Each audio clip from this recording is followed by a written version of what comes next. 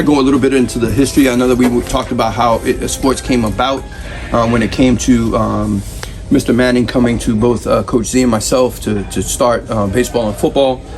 We also introduced basketball in that first year. Coach Z brought in two of the better coaches that we have in our program. Coach Chris Eliezer, and Corey McConnell. And I think that they've done a tremendous job in their first year. They won a championship, a Metro City championship here in the Columbia area, which was a tournament of champions. Basically, all those teams had won their divisions or conferences, and we played in that. We played our first year in the PAC conference, and it was a success. Football didn't allow us to join PAC right away. So in our first year, if I'm not mistaken, just to break down a little bit, we played Gray twice. Gray Collegiate Academy twice, which is a competitive program. We played Northside Christian. We played Pillion High School. We played Swansea High School. We played Pleasant Hill Middle. At the time, we were a middle school playing whoever and whatever will play us. And I'll give you a breakdown of that in a little bit when we go into the future schedules.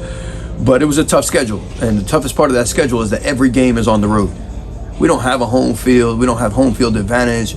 We don't have the advantage of having our parents there to cheer on our kids. They do. They come out and they support. But it's different when you have to drive, 50 minutes to go out to Clinton. In our second year, we played Augusta Christian. We had to drive all the way out to Augusta. We played Colleton County. We played Dutch Fork.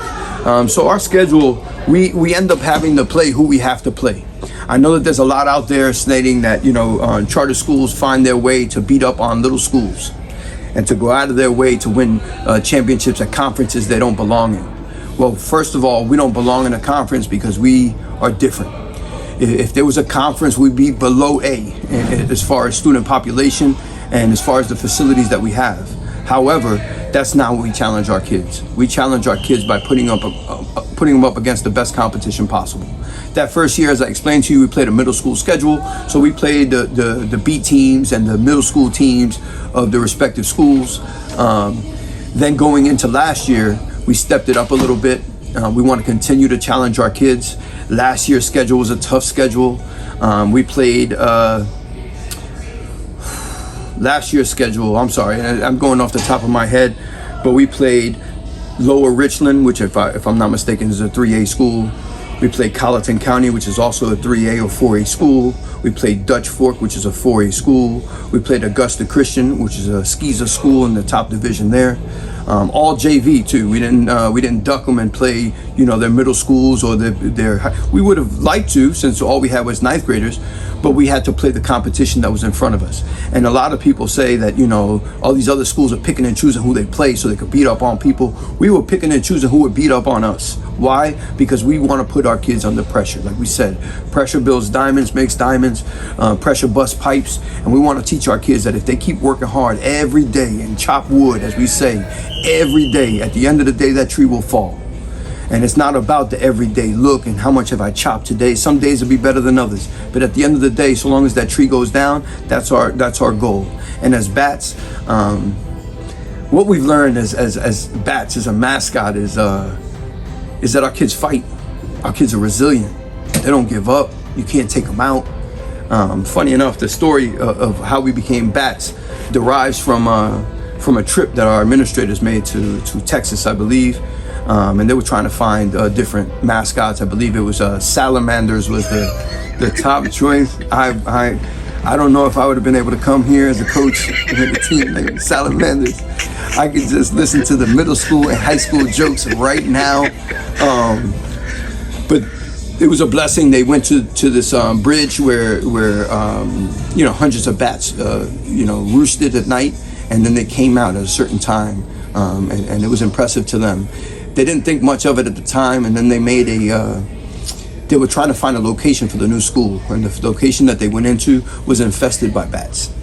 They tried to find, they loved the building, so they wanted the building, they really wanted it.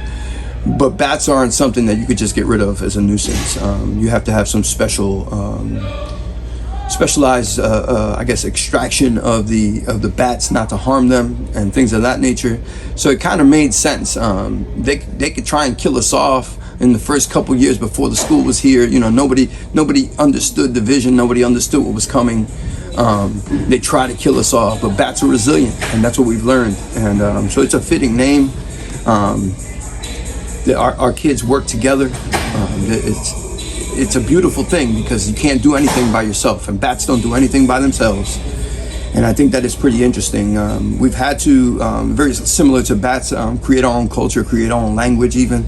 I remember having the conversation with coaches saying that we have to speak more technical. And at the time, I didn't know how that would work because our kids didn't understand what a third down was, not to mention, what press coverage is or what leverage is or anything to that effect. But to see that we've continued to follow up and to strive to meet the goals that we set early, and to fight every day to make sure that the program is heading in the direction that we all envisioned. Tim Manning, Dr. Lindsay Ott, Zev Folks, and myself envisioned from the beginning. And a lot of these coaches are newer and they've come along throughout the process.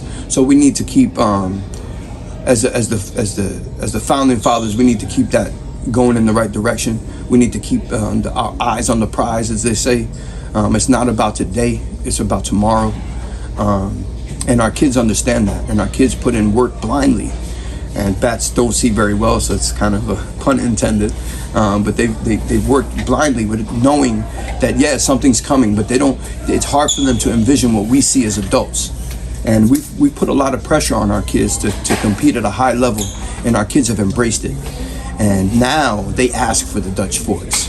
They're asking for the AC floors because they feel that the work that we've put in with them, that the training that we've given them, the mental growth in the game, which I think has been the biggest part. Physically, everyone as an athlete can compete, but that mental side is a little tougher.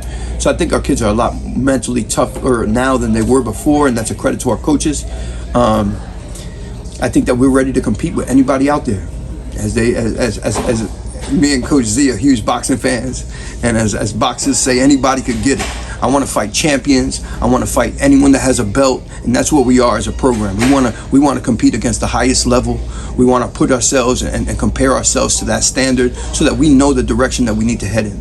And a lot of people, they doubt it, and they doubt it. It's hard because as a program, you have parents that typically parents are extremely supportive, and our parents are, but at times the program's new to them as well. And so understanding that, yes, we're playing the Dutch Forks, we're playing the Floras, we're playing the Lower Richlands, we're playing the best competition that we could face, but at the end of the day, it's to make these kids better.